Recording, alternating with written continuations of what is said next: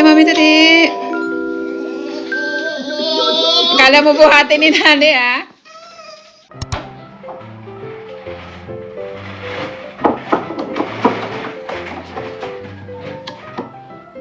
Coffee is life. Bebek! Hi, ta! So, ayan guys, almusal. Pagkain ni Bibi, sinigang. Sinigeng-geng. Ha? O, bebe, sinigeng-geng. Dali na. Becky, come here. Lang naman yan eh, arte mo.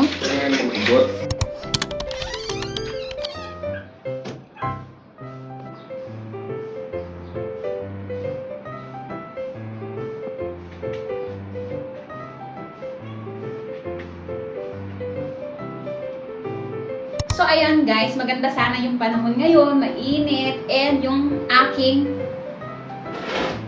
labahin dito is sobrang dami, pero wala ako magawa sa buhay kasi nga ayaw magpabitaw ng aking bibi. Bakit ayaw mo magpabitaw? Ha? Hindi ako makapagawa ng promotional video, hindi ako makagawa ng kahit ano, nang hindi siya bit-bit. Uy, bakit ayaw mo magpabitaw, anak ko? Pwede ka namang mag-play lang doon, oh. Ma-play lang ito doon? Ha? Ma-play lang?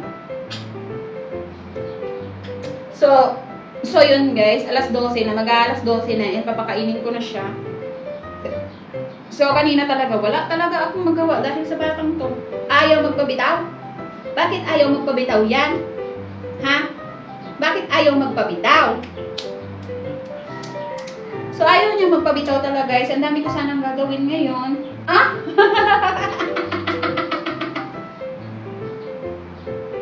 So, ang dami ko sanang gagawin ngayon. Tambak yung labahin ko ulit. And, paano ko ba gagawin lahat yan kung ayaw naman magpabitaw nitong...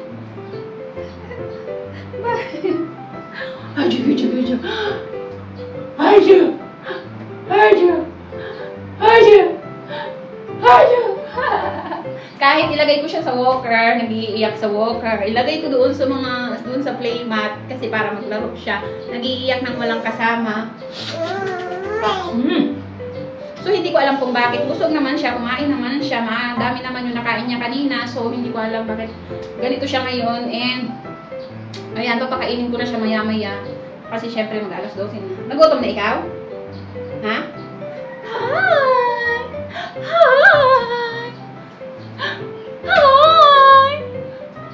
Hi! Hi! Hi! Hi! Ayaw kong magpabitaw kay Mami.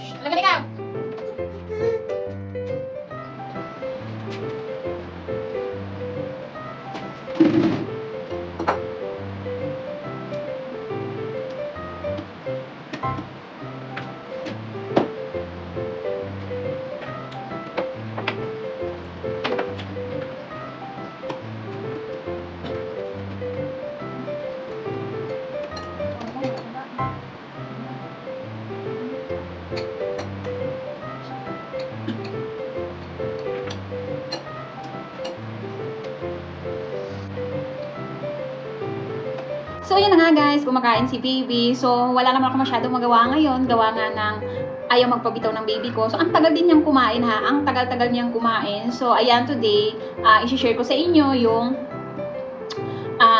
source of income ko as a stay-at-home mom, yung nanay lang sa bahay. So, syempre kahit paano nakakatulong tayo sa asawa ko. Nakakatulong ako sa asawa ko. And kahit sa maliit lang, hindi naman ganun kalaki. So, yan na nga isi-share ko sa inyo kung saan galing yung mga sinasahod ko. And magkano yung nasasahod ko dito sa pinagkakakitaan ko. So, first of all guys, kumikita ako sa pag-a-affiliate ko sa TikTok. Yes, gumagawa ako ng mga promotional video. So, ayan guys, gumagawa ako ng mga promotional video ng kung ano lang yung merong item ako dito, ginagawan ko siya ng video or ini-endorse ko, parang tinitinda ko. So, yun guys yung ginagawa ko. So, second is sa Facebook, sa Reels. So, yun, kumikita din ako doon kahit papano, malaking bagay na rin. So, hindi naman ganun kalakihan yung kita ko doon. Sakto lang yung laki ng sahod ko doon. And yung kinikita ko doon is depende sa sipag ko. So, syempre, may time tayo na tulad nito, si baby is ayaw magpabitaw. So, hindi tayo makakagawa ng video na marami. Hindi ako makakagawa ng reels na marami. So, ayan guys. Oh, ba't tumingin ka kay mami? So, yun lang guys yung pinagkukuhaan ko as a stay-at-home mom, as dito lang sa bahay. Kasi nga, wala din naman ako ibang magawa, hindi ako makapagtrabaho, kasi nga, walang magbabantay sa aking baby. Kasi nga, syempre, wala naman kami kasama dito sa bahay, walang mapag-iiwanan ng bata, wala talaga, as in, wala. So, gusto ko rin mag-focus sa pag-aalaga kay baby. Syempre, di ba, ayaw kong pabayaan si baby kahit paano is. So, kahit paano, kahit dito lang sa bahay, is gumagawa ko ng paraan. Kahit maliit na halaga pa yung kita ko sa isang araw, is okay lang. Kasi, syempre, pag naipon naman yan, is lalaki din naman yan. So, yun guys. Yun yung source of income ko dito sa bahay. Oh! Kain na, hindi na. Kain, babe! So, yun guys, umuwi nga ako dito sa Pinas nang walang business na naitayo. So, ang naitayo ko lang talaga is bahay, dalawang bahay. Kasi nga, syempre, ako kasi is yung taong hindi ako maano sa pera. Kasi nung nasa Taiwan ako, 8 years sa Taiwan, lahat talaga hindi ako maganito sa pera. Hindi ako maganito sa pera. So, bigay lang ako ng bigay. And yun, nakalimutan ko na yung sarili ko. Nakalimutan ko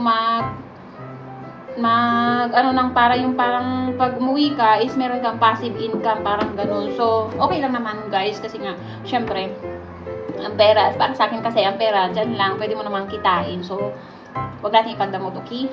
Oh, dali na. Water! Hi, baby! Hi, baby! Say hi! Oh, water, water, water.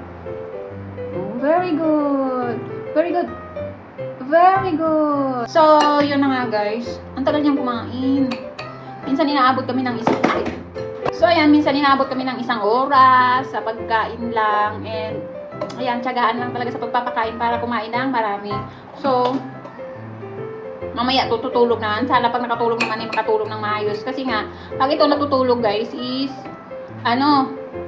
oh, ano yun? Wow! Ano yun? So, ito guys, pag natutulog to, tapos wala ako sa tabi niya, ang bilis niya magising. Kahit lagyan ko pa yan ng damit ko or whatsoever, mga hinubad kong damit, lagyan ko pa yan, mabilis yan magising.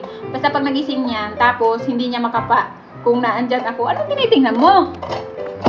Ito? Ito? Oh? Shh. Wait. Wow. So, ayun guys, pag nagising yan, tapos hindi niya makita, pag hindi niya ako makita sa tabi niya, ay talagang babangon yan agad, magpapalahaw na agad. So, yun, pag mga ganon, inaabot lang ng 20 to 30 minutes yung tulog niya. Ano yun? So, ayan, patatapusin ko muna siya ng pagkain.